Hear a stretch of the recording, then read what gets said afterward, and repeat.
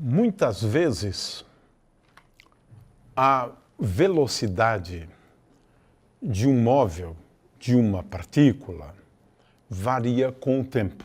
E esse é o caso do nosso problema aqui.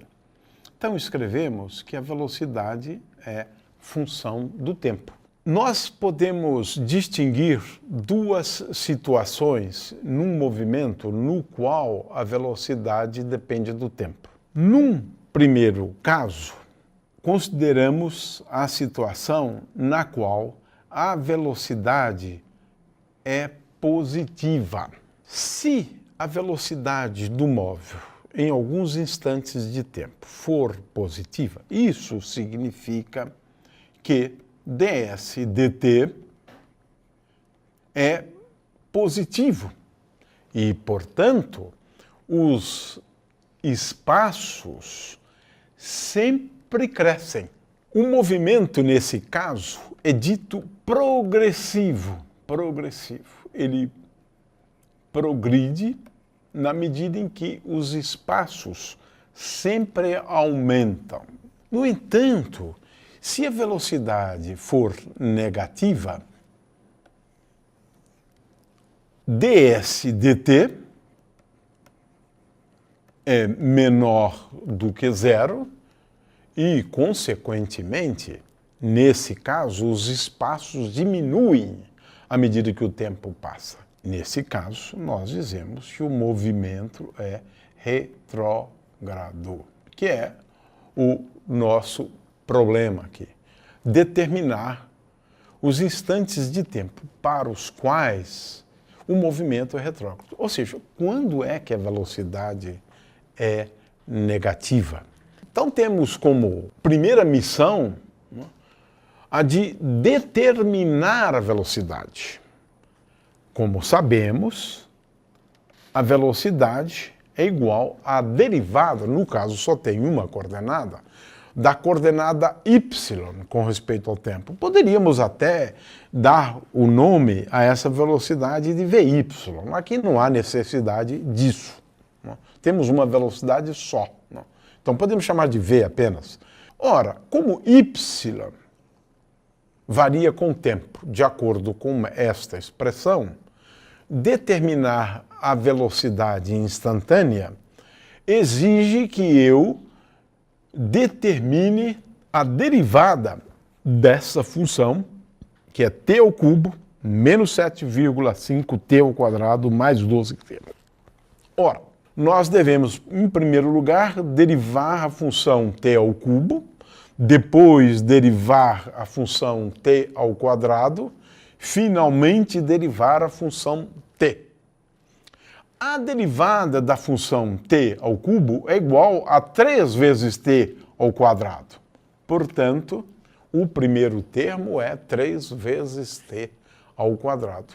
A derivada da função 7,5 vezes t ao quadrado é igual a 15t.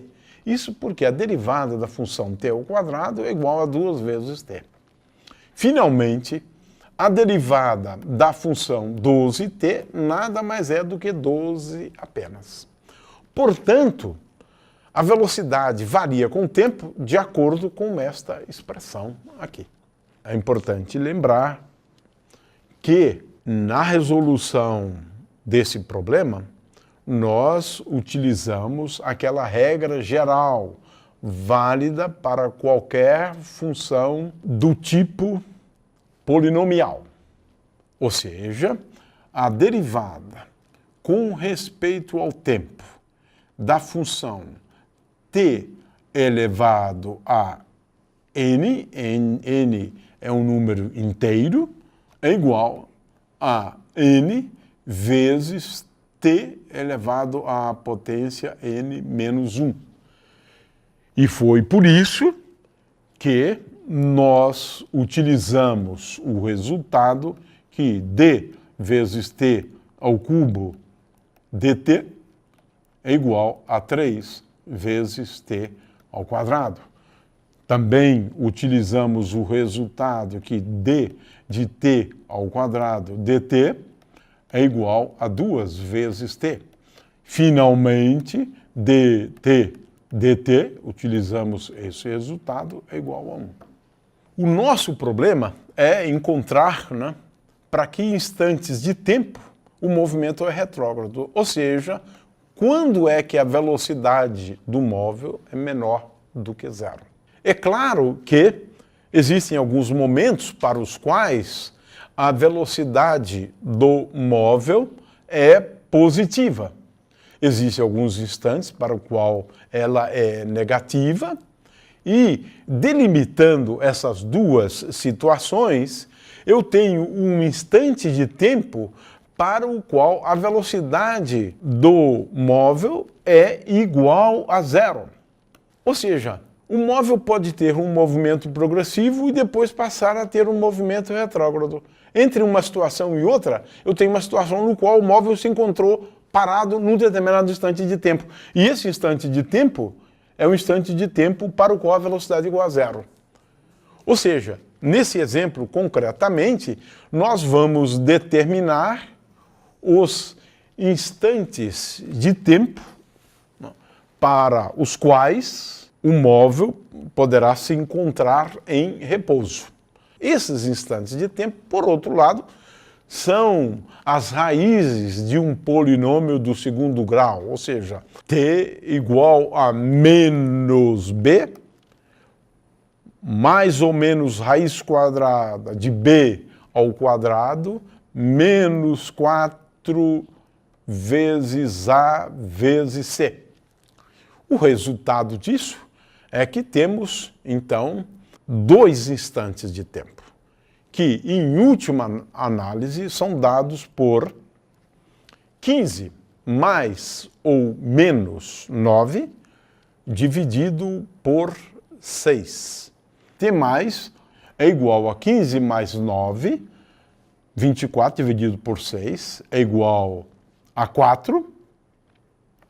E temos um outro instante de tempo, em princípio, do ponto de vista da matemática, como sendo possível, que é 15 menos 9 dividido por 6. Ora, 15 menos 9 é igual a 6, dividido por 6 é igual a 1. Portanto, temos um outro instante de tempo, que é t menos igual a 1 segundo.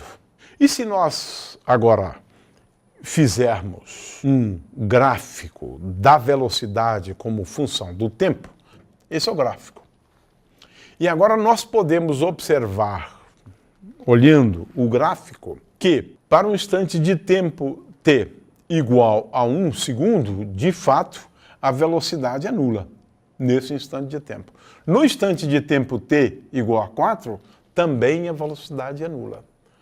E a velocidade é negativa entre os instantes de tempo 1 e 4 segundos. Portanto, para intervalos de tempo, no intervalo t menor do que 4 e t maior do que 1, como vemos aqui, a velocidade é sempre negativa. E, portanto, nesse intervalo de tempo, o movimento é retrógrado. E com isso, resolvemos o problema.